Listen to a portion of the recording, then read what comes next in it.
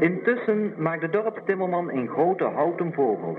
De schutter die in eerlijke kamp deze vogel van zijn hoge mast weet te schieten, is voor 4 jaar koning der schutterij.